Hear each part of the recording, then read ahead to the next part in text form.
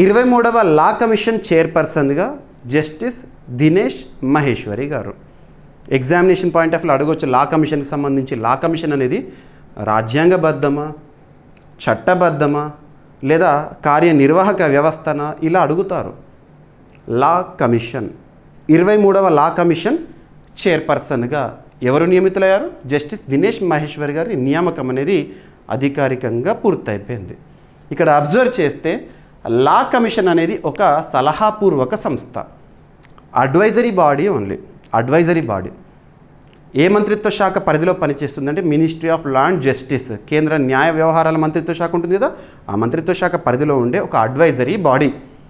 మరి law commission ఇచ్చే సిఫార్సులు ఏవైతే ఉంటాయో, రికమెండేషన్స్ ఏవైతే ఉంటాయో, ఇవి బైండింగా నాన్ బైండింగా అంటే నాన్ బైండింగ్, తప్పనిసరి కాదు, ఆ సిఫార్సులను తప్పనిసరిగా పాటించాలని లేదు. భారతదేశంలో న్యాయ సంస్కరణలకు సంబంధించి కానివ్వండి, లేదా భారతదేశంలో ఎన్నికల సంస్కరణకి సంబంధించి కానివ్వండి, లీగల్గా కొన్ని రీఫార్మ్స్ విషయంలో లా కమిషన్ రికమెండేషన్స్ అనేవి మనం చూస్తూ ఉంటాము. భారతదేశ చరిత్రలో బ్రిటిష్ వారి కాలంలో మన భారతదేశాన్ని దాదాపు 200 సంవత్సరాల పాటు విదేశీయులు పరిపాలించారు కదా. సో బ్రిటిష్ వారి కాలంలో 1833 చార్టర్ చట్టం ప్రకారం 1834 ఇయర్లో మొట్టమొదటి లా కమిషన్ని ఏర్పాటు చేశారు. ఏర్పాటు చేశారు. ఎప్పుడు అంటారు? 1834లో. ఏ చట్టం ఆధారంగా? 1833 చార్టర్ యాక్ట్ ఆధారంగా.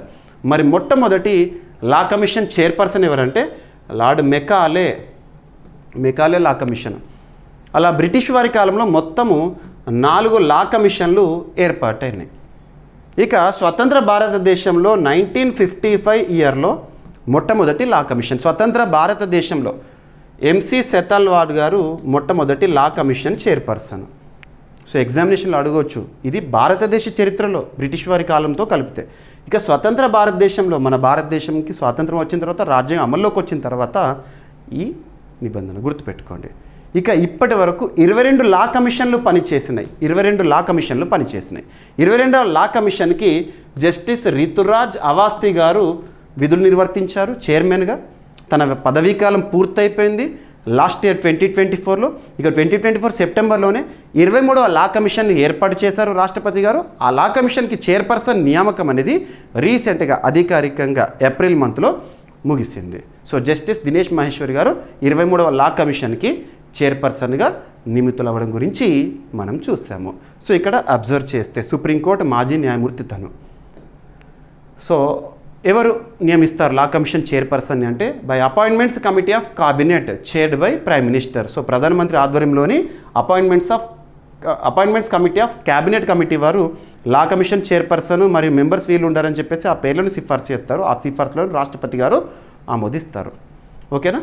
రాజ్యాంగంలో ఎక్కడ కూడా లా కమిషన్ గురించి లేదు, అంటే రాజ్యాంగబద్ధం కాదు. దేశంలోని అత్యున్నత చట్టమైన రాజ్యాంగంలో లా కమిషన్ గురించి ఎక్కడ కూడా పేర్కొనలేదు.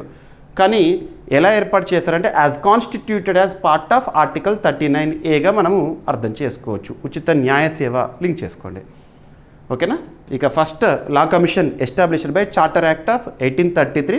మొట్టమొదటి లా కమిషన్ చైర్పర్సన్ 1834లో బ్రిటిష్ ప్రభుత్వంలో మెకాలే. బ్రిటిష్ వారు 4 లా కమిషన్లు ఏర్పాటు చేశారు వారు పరిపాలించిన కాలంలో. ఇక ఇండిపెండెంట్ ఇండియా, స్వతంత్ర భారతదేశంలో 1955లో లా కమిషన్ అనేది మొట్టమొదటిది ఎంసీ సెతల్వాద్ గారు. ఇక 22వ లా కమిషన్ చైర్పర్సన్ ఏమో రితురాజ్ అవాస్తి గారు. అంటే ప్రస్తుతం 23 కదా దినేష్ మహేశ్వరి గారు. మరి భారతదేశ చరిత్రలో ఇప్పటి వరకు లా కమిషన్కి 2 సార్లు చైర్మన్గా ఎవరైనా విధులు నిర్వర్తించారంటే ఇద్దరు. ఎవరు అంటే మొదటిసారి జేఎల్ కపూర్ గారు, సెకండ్ పర్సన్ వచ్చేసి గజేంద్ర గడ్కర్ గారు. వీరిద్దరు కూడా లా కమిషన్స్కి 2 సార్లు చైర్పర్సన్గా విధులు నిర్వర్తించారు. ఓకేనా? సో గుర్తుపెట్టుకోండి. ఇక లా కమిషన్కి సంబంధించి మిగతా లా కమిషన్ ఆఫ్ ఇండియా ఇది ఒక సమాఖ్య సలహా సంస్థ, అడ్వైజరీ బాడీ. న్యాయ వ్యవస్థలో సంస్కరణల కోసం ప్రభుత్వానికి సిఫార్సులు అందిస్తుంది. కేంద్ర న్యాయశాఖ ఆధ్వర్యంలో పనిచేస్తుంది. దీని సిఫార్సులు కట్టుబాటుగా ఉండవు, బైండింగ్ కాదు, కానీ ప్రభావవంతమైనగా ఉంటాయి. ముఖ్య ఉద్దేశాలు: న్యాయ సంబంధిత చట్టాలలో అవసరమైన మార్పులు, సమీక్షలు కోరుకుంటూ సంస్కరణలు సూచిస్తూ ఉంటుంది. కొత్త చట్టాల రూపకల్పనకు మార్గనిర్దేశం చేస్తుంది. న్యాయ వ్యవస్థలో సమర్థతను పెంపొందించే సూచనలు లా కమిషన్ ఇవ్వడం జరుగుతుంది. సో లా కమిషన్కి సంబంధించి ఈ పాయింట్స్ పైనే ఎగ్జామినేషన్ పాయింట్ ఆఫ్ వ్యూలో మనం క్వశ్చన్స్ని మ్యాక్సిమం ఎక్స్పెక్ట్ చేయొచ్చు. So law commission 23rd law commission చైర్పర్సన్గా ఇటీవల 2025 ఏప్రిల్ మంత్లో ఎవరు నియమితులవుతూ వార్తల్లోకి వచ్చారో లా కమిషన్కి సంబంధించి పోటీ పరీక్షల కోణంలో ఈ పాయింట్స్ పైన ఫోకస్ చేయండి. That's enough, more enough. ఓకేనా?